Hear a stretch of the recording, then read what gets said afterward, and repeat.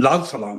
लाल सलाम को देखने, सुनने, समझने वाले राज इस जन आंदोलन में शामिल सभी साथियों को लाल सलाम। आप जानते हैं, हम लंबे समय से हमारे समय के संकटों, चिंताओं और मुख्य मुद्दों पे बात करते आए हैं और खासतौर पर हमने फांसीवाद के गहराते संकट को लेके कई कोणों से बात की है। इस फांसीवाद का एक दुष्प्रभाव मीडिया पर भी पड़ा है। वो मीडिया जिसे लोकतंत्र का स्तंभ कहा जाता है, उसने आत्मसमर्पण करके गोदी मीडिया के रूप में वो हो गया है। ये साल जबकि हिंदुस्तान में, भारत में पत्रकारिता की स्थापना के 204 साल हो गए हैं, उस समय होना तो ये था कि हम उस गौरवशाली क्रांतिकारी परंपरा को आगे बढ़ने की और बेहतर ढंग से करने की कोशिश की जाती। लेकिन ये जो गोदी मीडिया का परिदृश्य है, इससे पूंजीवादी संस्थानों की पत्रकारिता तो अपने दायित्व के निर्वहन से विमुख हो गई है। जो भी कुछ कर रहा है, सोशल मीडिया और सीमित संसाधनों से मानवीय मूल्यों के लिए प्रतिबद्ध पत्रकार लोग ही कर रहे हैं। तो इस तरह हमने देखा कि गोदी मीडिया ने अपनी विश्वसनीयता को खो दिया है और गोदी मीडिया अपने ही देश की जनता से विश्वासघात कर रहा है। तो इन सारे मुद्दों पे आज बात करने के लिए फिर एक बार हमारे साथ हमारे भारत के वरिष्ठ पत्रकार, लेखक, संस्कृति कर्मी राकेश दीक्षित जी हमारे साथ हैं। तो राकेश जी, इस कार्यक्रम में आपका स्वागत है। आपको लाल सलाम। लाल सलाम राकेश। लाल सलाम साथी। तो जैसा कि मैंने राकेश दीक्षित जी कहा कि गोदी मीडिया लगातार जनता से विश्वासघात कर रहा है, वो जन शिक्षण के दायित्व से तो हट ही गया है, जनता को भ्रमित करता है। जनता के खिलाफ ये पूंजीवादी फांसीवादी सरकार जो फैसले देती है, उनको छुपाता है और उनके अपराधों और दोषों का ही महिमा मंडन करता है। और जो लोग सही बात कहना चाहते हैं, उनको हाशिए पे डाल दिया जाता है। तो मैं चाहूंगा इन मुद्दों पे आप विस्तार करें, लेकिन इसके पहले जो हमारी 200 साल की गौरवशाली परंपरा है, उसको याद करते हुए हम बीच में जिसे आपातकाल कहा जाता है 1975 का, लेकिन अब तो ये उससे भी खतरनाक अघोषित आपातकाल का संकट है।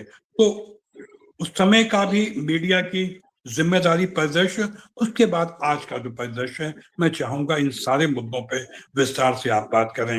आपका स्वागत है राकेश दीक्षित जी। धन्यवाद कॉमरेड शैली।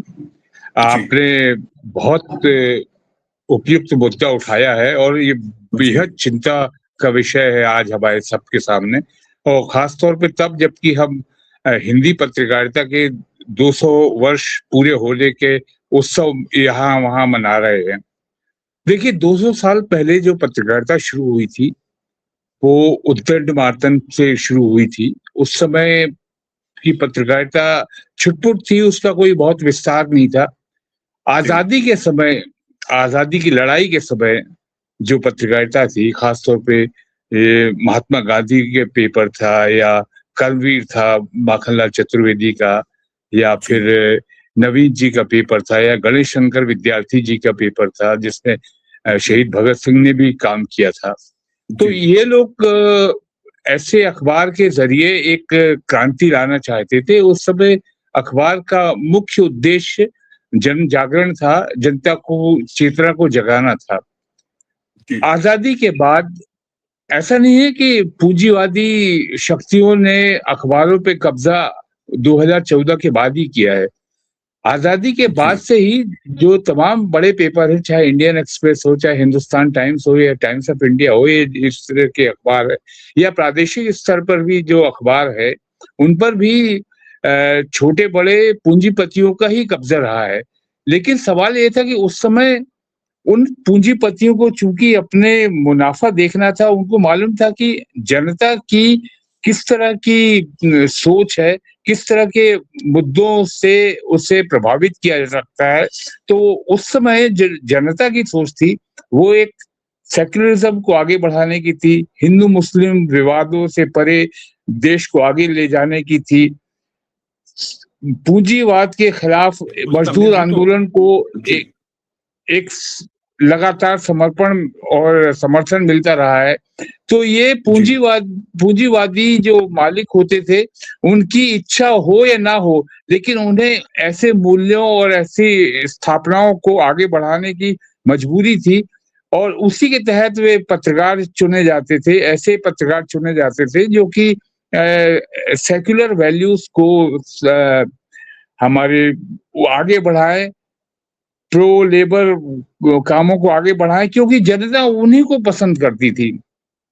दुर्भाग्य से ये परिदृश्य 2014 के बाद बदला, जब भारतीय जनता पार्टी और उसके सहयोगियों ने न केवल मीडिया पर बल्कि प्रदेश और देश के सभी संस्थानों पर, जिसमें दुर्भाग्य से जुडिशरी भी शामिल है, उस पर कब्जा किया है। उसके बाद से जो स्थिति बनी है वो बेहद शर्मनाक है, बहुत दुर्भाग्य की है।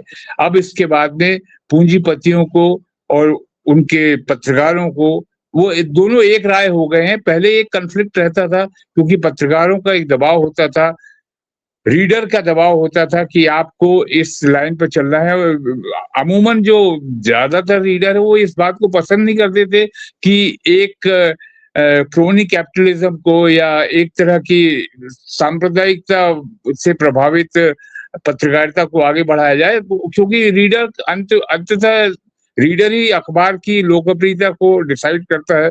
अगर रीडर को पसंद नहीं है कि आप लगातार झूठी अफवाहें फैलाएं और हिंदू मुसलमान करें और एक सांप्रदायिकता का जहर फैलाए, तो वो अखबार बंद कर देगा। तो इस डर से पहले की पत्रकारिता में जनता का दबाव होता था कि वो शुद्ध, स्वच्छ और यथासंभव एक निष्पक्ष पत्रकारिता को आगे बढ़ाए।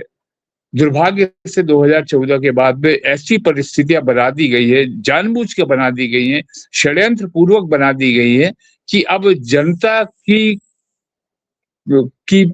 सोच या जनता का की पसंद नापसंद का पूंजीपतियों पे कोई प्रभाव नहीं पड़ता है। आज जो गोदी मीडिया जिसे कहते हैं, आप ये देखेंगे कि कोई भी चैनल जितने हैं, ये कोई फायदे में नहीं चल रहे हैं।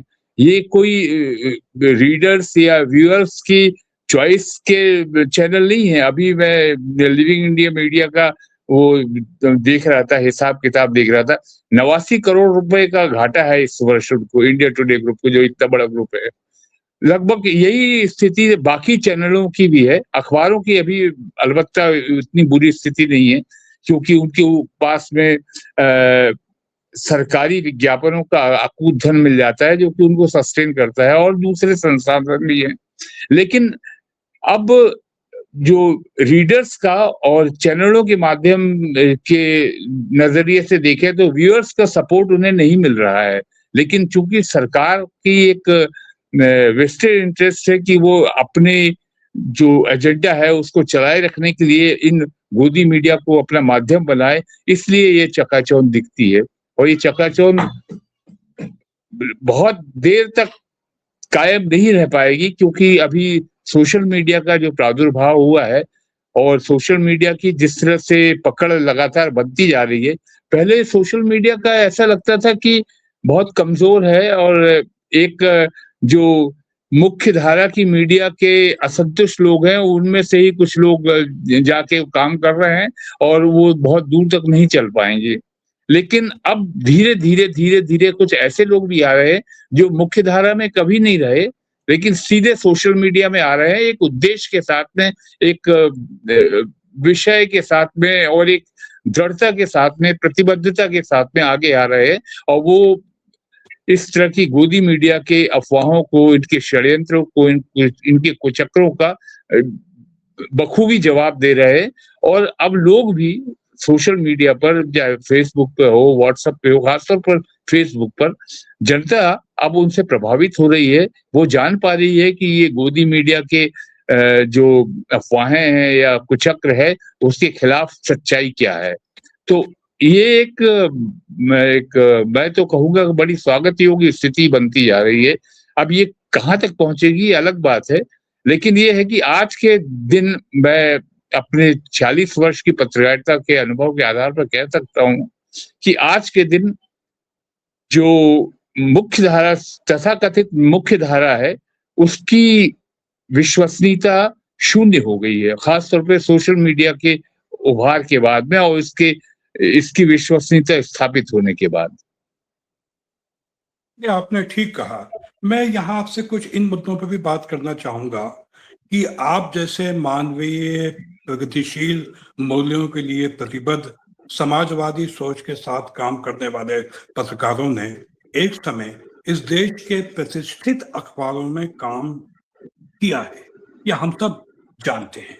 लेकिन उस समय का जो परिदृश्य था, आपको काम करने का मौका मिलता था, आपको अपनी बात कहने का स्पेस था, लेकिन अब आप जैसे पत्रकारों के लिए उस तरह के पूंजीवादी संस्थानों में खुल के काम करना भला अब क्यों नहीं संभव है? तो ये जो परिदृश्य गोदी मीडिया या पूंजीवादी संस्थानों का परिवर्तित हुआ, मैं चाहूंगा थोड़ा आप अपने उस समय के जीवन के काम करने के एक्सपीरियंस, कुछ घटनाओं का उल्लेख करते हुए हम फिर आज के समय पे आए। जी। आपने बिल्कुल ठीक कहा कॉमरेड शैली। मैंने राष्ट्रीय और प्रादेशिक दोनों तरह के और हिंदी और अंग्रेजी दोनों तरह के अखबारों में काम किया है। हिंदुस्तान टाइम्स में मैं भोपाल में ब्यूरो चीफ था। देखिए, जो मालिक होते हैं वो पत्रकारों को समझते हैं, उनकी जो रुचि अरुचि को समझते हैं, उनकी जो पॉलिटिकल लीनिंग है उसके बारे में भी वो बाखबर रहते हैं। तो मुझसे कभी भी अखबार के मालिक ने ऐसी कोई बात नहीं कही या ऐसा कोई काम करने को नहीं कहा कि जिससे कि जो मेरी रुचि के प्रतिकूल हो। मसलन ये सब जानते हैं कि हिंदुस्तान टाइम्स का सिंधिया परिवार से काफी आत्मीय रिश्ता रहा है और मध्य प्रदेश में सिंधिया परिवार का राजनीतिक प्रभाव काफी है। लेकिन मैं 8 वर्ष ब्यूरो चीफ रहा, उन्होंने आज तक कभी मुझे इस बात के लिए, मेरे जो प्रधान संपादक उन्होंने इस बात के लिए कभी मुझसे नहीं कहा, प्रत्यक्ष या अप्रत्यक्ष, कि आपको सिंधिया परिवार की कोई फेवर करना है। इस बीच 2 इलेक्शन आए और उसके बाद भी इलेक्शन होते रहे, लेकिन कभी उन्होंने नहीं कहा। उसके लिए उन्होंने अलग से आदमी रखे हुए थे, वो अपना काम करते थे और मैं अपना काम करता था, मुझसे कभी नहीं कहा। इसी तरह से नेशनल मिल में था, मैं भास्कर में था, तब भी मुझसे कभी नहीं कहा। तो ये एक समझदारी अखबार के मालिकों में होती थी कि वे जानते थे कि किस व्यक्ति से कौन सा काम लेना है, किस तरह की रुचि है, अरुचि है, या किस तरह की उपयोगिता है।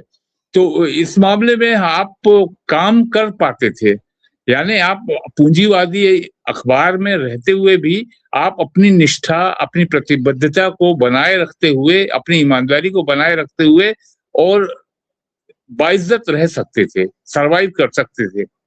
लेकिन दुर्भाग्य से अब ये ऐसी स्थिति नहीं है। अब आपके पास में कोई चॉइस नहीं है।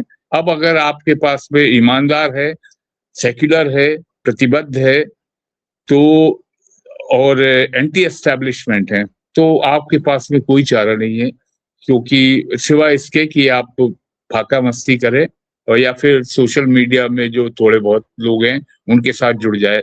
लेकिन अब वो भी संभव नहीं होता है, क्योंकि उसमें भी बहुत सारी मिलावट है, बहुत सारी बुराइयां वहां भी आती जा रही है। आपने इस चिंता को जो व्यक्त किया वो हमारे समय की एक बड़ी चिंता है। वो जो एक समय था जब अखबार को उसके संपादक के नाम से भी जाना जाता था। संपादक की पहचान से अखबार की पहचान स्थापित होती थी, चाहे वो राजेंद्र माथुर जी का नई दुनिया हो या मायाराम सुरजन जी का देश बंधु हो। तो संपादक की एक डिग्निटी हुआ करती थी। लेकिन ये ऐसा क्यों हुआ, ये समय ऐसा क्यों बदला कि जब अखबार में संपादक के गरिमा को लगातार कम किया गया, संपादक को हाशिए पे डाल दिया गया। अब कोई भी अखबार में ढूंढना पड़ता है कि इसका संपादक कौन है, जबकि पहले आम जनता समझती थी कि अगर नवभारत है तो उसके संपादक भोपाल के ध्यान सिंह तोमर राजा होंगे, दैनिक भास्कर है तो उसके भोपाल के संपादक महेश श्रीवास्तव होंगे, देशबंधु के मायाराम सुरजन जी हैं, नई दुनिया के राजेंद्र माथुर जी हैं। लेकिन ये जो परिदृश्य बदला, ये क्यों और कैसे बदला, मैं चाहूंगा थोड़ा सा इस बारे में बताइए। नहीं, इसके लिए भारतीय जनता पार्टी अकेली दोषी नहीं है। ये परिदृश्य 2014 से नहीं बदला है, उसके पहले ये बदला है। खासतौर पे इस पर जो सबसे बड़ा प्रभाव पड़ा है वो जो 1990 या 91 में जो उदारीकरण का दौर शुरू हुआ है, उसके बाद से अखबार भी साबुन तेल कंघी की तरह से प्रोडक्ट के रूप में बदलते गए हैं और अखबार की जगह मैनेजर ने ले ली। सर्कुलेशन मैनेजर या जनरल मैनेजर या बाकी के मैनेजर, विज्ञापन के मैनेजर, ये सारे लोग हैं, इनका रुतबा और ओहदा बढ़ता गया। उसके मुकाबले में संपादक की जो जगह थी और जो उसका रुतबा था, दबदबा था अखबार में कि उसी की आवाज अंतिम होती थी, वैसी स्थिति नहीं रही। बहुत सारे जो मैनेजमेंट है उसने अखबार को एक प्रोडक्ट के रूप में रीलॉन्च किया और उसको उसी तरह से बेचने की कोशिश की। उसका ये प्रभाव तो जरूर हुआ कि अखबारों का जो रेवेन्यू है वो बढ़ा, लेकिन जो संपादक की गरिमा है, संपादक की प्रतिष्ठा है, वो धीरे धीरे कम होती गई। उसकी जगह पे मैनेजरों ने उस पर काबिज होते गए और ये सिलसिला 1991 के बाद में उदारीकरण के दौर के बाद शुरू हुआ है। तो उसके बाद बिरले ही प्रभाष जोशी या राजेंद्र माथुर, इन दो चार के नाम सामने आते हैं। हालांकि उसके पहले जो थे वो सभी अखबारों के संपादक थे कि जिनका अपना नाम होता था। आपने जैसे मायाराम जी सुरजन का नाम लिया या ललित सुरजन का नाम लिया, तो ये लोग तो अब ये चूंकि देशबंधु अखबार के स्वामित्व ही उन्हीं का था, तो लिहाजा वो तो उनका नाम तो रहेगा ही। ये उनकी अतिरिक्त योग्यता थी कि वे न केवल स्वामी थे बल्कि स्वयं भी बहुत पढ़ने लिखने वाले और बहुत ही योग्य संपादक थे। स्वयं आदरणीय मायाराम सुरजन जी और उनके पुत्र ललित सुरजन जी। और वो सुरजन परिवार को चूंकि मैं देशबंधु में लगातार जुड़ा रहा हूँ, तो मैं आज ही मानता हूँ कि वो जो आजादी से लेके आज तक के पत्रकारिता के जो मूल्य है, स्वतंत्रता, अभिव्यक्ति और स्वाधीनता और धर्मनिरपेक्षता, उसको आज तक बरकरार रखे हुए हैं और उसकी वजह से उनको कुछ कीमत भी, बहुत भारी कीमत भी चुकानी पड़ रही है, लेकिन वो उससे डिगे नहीं है। ये इस बात के लिए पूरे सुरजन परिवार को सैल्यूट करना चाहिए। वो तो आपने ठीक कहा कि भारत की पत्रकारिता के इतिहास में देशबंधु अखबार का जो गौरवशाली अध्याय है उसको कभी भी भुलाया नहीं जा सकता और आने वाली पीढ़ियों के लिए भी ये एक प्रेरणास्पद दस्तावेज है। हमको याद है कि जब बाबरी मस्जिद तोड़ी जा रही थी, जिस वक्त वो समय था कि देश के अधिकांश अखबार हिंदू राष्ट्र और सांप्रदायिकता की जोर में बह गए थे, लेकिन देशबंधु एकमात्र ऐसा अखबार था। मुझे वो वक्त याद है कि जब भी मायाराम सुरजन जी अपना संपादकीय और जो उनका साप्ताहिक कॉलम दरअसल आता था, वो इसी धर्म के उन्माद, सांप्रदायिकता, धार्मिक हिंसा और बाबरी मस्जिद तोड़ने के खिलाफ उन्होंने जिस तरह अपने तेवर दिखाए थे उसको याद किया जाता है और वो आने वाली पत्रकारिता की पीढ़ियों को उससे सीखना चाहिए। मैं आपसे ये बात, मतलब जब आपके व्यक्तिगत अनुभवों के आधार पर ही आपसे हम मतलब समकालीन पत्रकारिता के परिदृश्य पे बात कर रहे हैं कि आप जब इतने बड़े बड़े अखबारों में काम करते आए उसी प्रतिबद्धता के साथ, तो आखिर ऐसा क्या हुआ जो कि आपको उन दैनिक बड़े प्रतिष्ठित अखबारों को छोड़ना पड़ा? ऐसा क्यों हुआ? मैं चाहूंगा थोड़ा सा इस बारे में बताइए। देखिए, परिस्थितियां लगातार बदलती गई। अब मैं व्यक्तियों के नाम तो नहीं लेना चाहूंगा यहाँ पर, लेकिन ये है कि परिस्थितियां लगातार बदलती गई हैं और चूंकि मेरी परवरिश जिस वातावरण में हुई है और जिस तरह से मैंने लिखना पढ़ना सीखा है और जिस तरह के वामपंथी विचारों से ओतप्रोत रहा शुरू से, तो मेरे लिए संभव नहीं था कि मैं अपने विचारों को या अपनी विचारधारा को छोड़ पाऊं। मेरे लिए संभव नहीं है कि मैं उस तरह की सड़ी गली हिंदू मुसलमान करने वाली राजनीति का हिस्सा बनूं। मेरे लिए संभव नहीं था कि मैं इस तरह की दलाली और मुख्यमंत्री या मंत्रियों की ठकुर सोहाती करके अपने को आगे बढ़ाऊं। अब ये जो मैं जिन गुणों को मैं अपनी स्ट्रेंथ, अपनी ताकत समझता था, क्षणे-क्षणे मुझे एहसास हुआ कि ये मेरी कमजोरी साबित हो रही है, मेरे संपादकों की नज़र में। मेरा जो स्वाभिमान है, वो मेरी कमजोरी बन गया। मेरा वामपंथी होना मेरी कमजोरी माना गया। मेरा इन सारे लोगों से निरपेक्ष रहना मेरी कमजोरी माना गया। तो धीरे-धीरे मुझे एहसास हुआ और कि मुझे एक तरह से दरकिनार किया जा रहा है। अकेली मेरी बात नहीं है, और भी लोग हैं। हालाँकि ये बात सही है कि अभी परिदृश्य में, खासतौर पे मध्य प्रदेश में वामपंथी सोच के पत्रकारों की बेहद कमी है।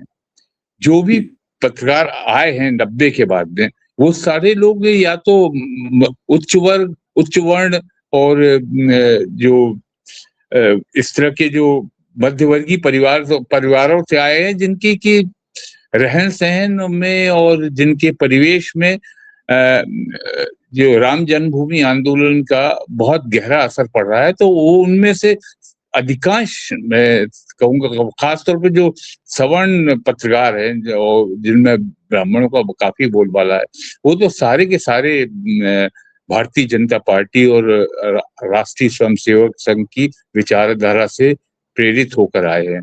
और जो विश्वविद्यालय बना है, माखनलाल चतुर्वेदी विश्वविद्यालय, उसमें भी उसी तरह के पौध पैदा होती गई है और वही खपते गए अखबारों में।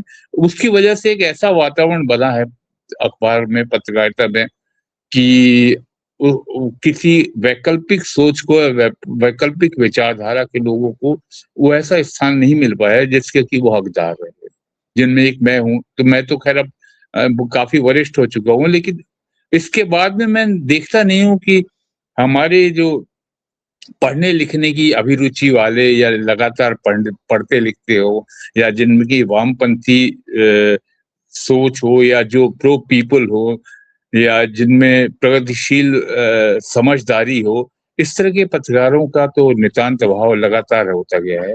और अब तो चूंकि कोई इंसेंटिव नहीं है उनके लिए, तो जाहिर है कि जो नई पीढ़ी के लोग हैं वो क्यों ऐसा करना चाहेंगे, क्यों अपने पैर पे कुल्हाड़ी बांधना चाहेंगे, तो वो कभी आएंगे नहीं है। ये बड़ी दुर्भाग्यपूर्ण स्थिति है, लेकिन ऐसी है। नहीं, आपने ठीक कहा, लेकिन इस स्थिति को बदलने के लिए क्या किया जाए? कैसे ये स्थिति बदले? मतलब ये पूरा, क्योंकि इस परिदृश्य को के लिए राजनीतिक और सामाजिक परिदृश्य भी जिम्मेदार है। तो इस राजनीति को बदलने के लिए एक पत्रकार के रूप में आप क्या सोचते हैं? क्या किया जाना चाहिए?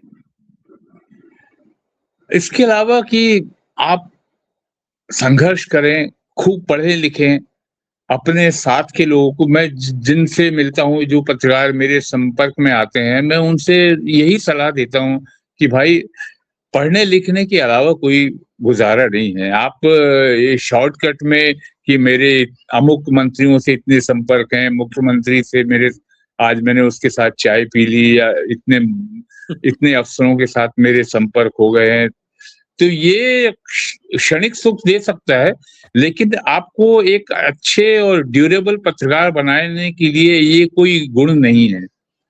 और दूसरा ये है कि आपको अगर पत्रकार अच्छा बनना है, तो आपको उनकी प्रेरणा अपने पुरखों से लेनी होगी, जिनके पास कितने सारे पत्रकार हैं जो कि फकीरी में रहे हैं, लेकिन अपनी ईमानदारी को, अपनी निष्ठा को, उन्हें कभी कॉम्प्रोमाइज नहीं किया, उसके साथ में कभी कोई समझौता नहीं किया। ये हमारे प्रेरक पुरुष होंगे।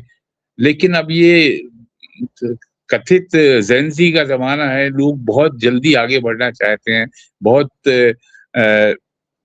इस तरह के जो प्रलोभन होते हैं या जो मटेरियलिस्टिक लाइफ होती है, जो वैभव है, संपन्नता है, इससे इसकी चकाचौंध है, इसके कारण से पत्रकारों भी ये सोचते हैं कि अगर ये मिल रहा है तो क्या बुरा है। और फिर उनके सामने जो प्रेरणा बने हैं, जो आदर्श हैं, वो लोग गोदी मीडिया के जो बड़े-बड़े जो जिनके चेहरे चमकते हुए आते हैं, जब वो उनके आदर्श है, सुधीर चौधरी जैसे लोग या ये टाइम्स नाउ या रिपब्लिक टीवी के अर्नब गोस्वामी जैसे लोग, तो शॉर्टकट के लिए उनको लगता है कि क्या बुरा है अगर इन जैसे बना जाए या ये हमारे प्रेरणा पुरुष हों। हम भी कुछ ना कुछ सीखेंगे, हम भी उनसे उनसे प्रेरणा पाके कुछ पैसा कमाएँगे और अपने घर को भरेंगे। आखिर उनकी बदनामी तो होती नहीं है। आज जो भी इस तरह के पत्रकार है, दुर्भाग्य से उनको प्रतिष्ठित भी माना जाता है। क्योंकि अब तो मूल्य बदल गए हैं, स्थितियाँ बदल गई हैं, समाज के लोगों का नज़रिया भी बदल गया है। आज कोई ईमानदारी की पूजा नहीं करता कि पत्रकार, कोई फक्कड़ पत्रकार है तो उसको समझेंगे कि इसको कुछ आता नहीं है, इसीलिए फक्कड़ है। मतलब जो एक समय में हमारे ताकत थी, हमारे काबिलियत समझी जाती थी, वही आज कमजोरी और हाँ, दोष वो कमज़ोरी बन गई है, साबित हो वो गया। कमज़ोरी वाली है, बिल्कुल। मतलब आप देखिए, ये कैसा चिंताजनक परिदृश्य है कि गोदी मीडिया के पत्रकारों ने सरकार से सवाल करने का साहस और विवेक खो दिया है। कोई गोदी मीडिया ये सवाल नहीं करता कि श्री नरेंद्र मोदी जी, आप खुली पत्रकार वार्ता क्यों नहीं करते। कोई सवाल नहीं करता कि श्री नरेंद्र मोदी जी, आप सिर्फ दो बड़े पूंजीपतियों से सांठगांठ करके देश की मेहनतकश जनता को संकट में क्यों डाल रहे हैं। कोई सवाल ये नहीं करता कि श्री नरेंद्र मोदी जी, ये पूरा राम मंदिर का ताना बाना तो आपने ही मतलब सब किया था, गुनाह किया था, तो अब जब राम मंदिर में इतनी लूट, भ्रष्टाचार, करोड़ों की डकैती हुई, तो आप इस संबंध में दो शब्द क्यों नहीं बोलते। आखिर कब बोलेंगे। ये सवाल क्यों नहीं करते कि आपने किसानों पे काले कानून क्यों थोपे। ये सवाल क्यों नहीं करते कि आप इस देश में लगातार प्राइवेटाइजेशन क्यों थोपते जा रहे हैं। तो मैं सोचता हूं ये साहस आए, इसके लिए क्या किया जाना चाहिए। ये साहस आए, इसके लिए जन संघर्ष किया जाना चाहिए, जी क्योंकि कोई शॉर्टकट नहीं हो सकता। और जी वक्त का इंतजार कीजिए। क्यों, मैं तो बहुत ही ऑप्टिमिस्टिक हूँ, मैं तो बहुत आशावादी हूँ। मुझे लगता है जी कि स्थितियां बदलेंगी। अब ये जो एक कॉकरोच जनता पार्टी बनी है, लोग ये भले ही उसके बहुत सारे षड्यंत्र या बहुत सारे सूत्र देख रहे हों कि ये आम आदमी पार्टी का एक वो है, एक तरह का स्वरूप है, या कोई और भी तरह के लोग तरह-तरह के षड्यंत्र सूंघने की कोशिश कर रहे हैं। लेकिन एक तथ्य है जिससे इनकार नहीं किया जा सकता कि युवा आक्रोश की अभिव्यक्ति तो है वो। युवाओं में, आज जंतर-मंतर पे बैठे युवाओं में आक्रोश है। उसको एक सही दिशा और धारा देने की ज़रूरत है, जिसमें जो सेक्युलर और वामपंथी और प्रोग्रेसिव ताकतें हैं, सब एक साथ मिलकर आएँगी, युवा एक साथ मिलकर आएँगे, तो इस दिशा में बहुत कुछ किया जा सकता है। ये है कि इसे पार्टी के दायरों में से निकल के आना पड़ेगा। इसे सीपीआई और सीपीएम या कांग्रेस के दायरे में रखने की बजाय कि एक मोटे तौर पे देखा जाए कि हम सांप्रदायिकता के विरोधी हैं, हम सांप्रदायिकता के समर्थक हैं। ये एक सबसे बड़ी लकीर है और इस लकीर के इर्द-गिर्द इसके इस तरफ हम हैं, उस तरफ आप हैं। ये एक बहुत मोटा-मोटा हिसाब रख के हमें आगे चलना पड़ेगा, क्योंकि आपस में अस्पृश्यता जो है, राजनीतिक अस्पृश्यता है, वो बहुत घातक है कि हम ये सोचें कि ये तो उस पार्टी का है, ये उस पार्टी का है। आज मैं कांग्रेस का कभी समर्थक नहीं रहा, ज़ाहिर है कि आप जानते हैं कि लेकिन मैं राहुल गांधी की राजनीति से प्रभावित हूँ। मुझे लगता है कि राहुल गांधी में वो चेतना बात और की शिकंजे में वो शक्ति है कि वो जी उस आंदोलन को जो नरेंद्र मोदी और जिस तरह की राजनीति कर रहे हैं और भारतीय जनता पार्टी और उसके अनुषांगिक संगठन जिस तरह की राजनीति कर रहे हैं, उसके खिलाफ खड़े होके और युवाओं को लीड करने की ताकत है।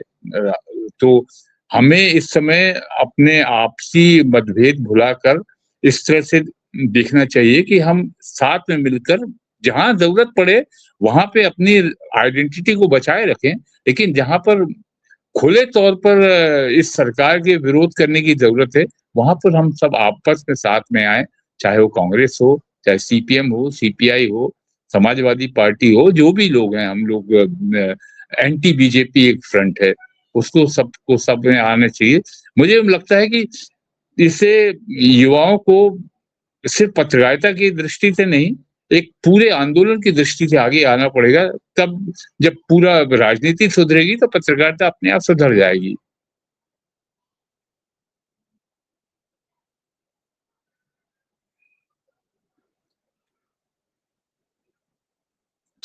होती है।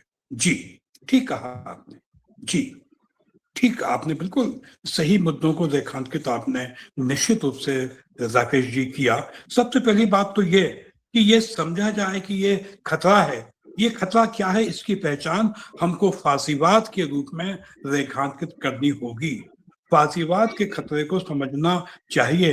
फासीवाद के खतरे को समझने की सही सोच मीडिया की नई पीढ़ी में निश्चित रूप से स्थापित करना चाहिए और एक लगातार लंबा संघर्ष है। एक राजनीतिक पार्टी के रूप में तो सीपीआई ने निश्चित रूप से फासीवाद के खतरे को सबसे पहले पहचाना और उससे लड़ने के लिए एक व्यापक मोर्चा बनाने की बात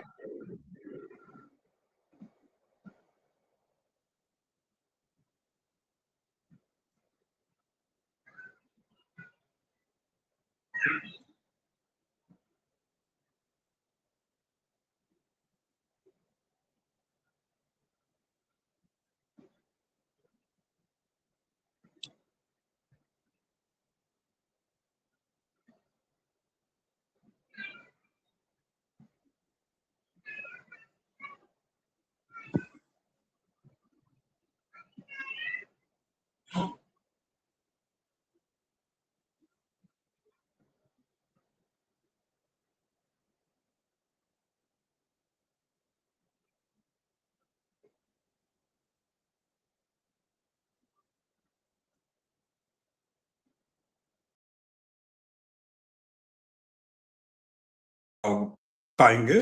और आज आपसे बड़ी महत्वपूर्ण बातचीत हुई और इस बातचीत के लिए राकेश दीक्षित जी, आपको तहे दिल से शुक्रिया। हमने इस मोदी मीडिया का जो चरित्र है उसको रेखांकित किया और इस चरित्र के समझते हुए हमने पत्रकारिता से जुड़ी नई पीढ़ी की जिम्मेदारियां, उनकी प्रतिबद्धता, उनकी पक्षधरता को भी रेखांकित किया। आपको तहे दिल से शुक्रिया और लाल सलाम को देखने, सुनने, समझने वाले इस जन आंदोलन में शामिल सभी साथियों को लाल सलाम। राकेश दीक्षित जी, आपको लाल सलाम। लड़ेंगे और जीतेंगे, इनकलाब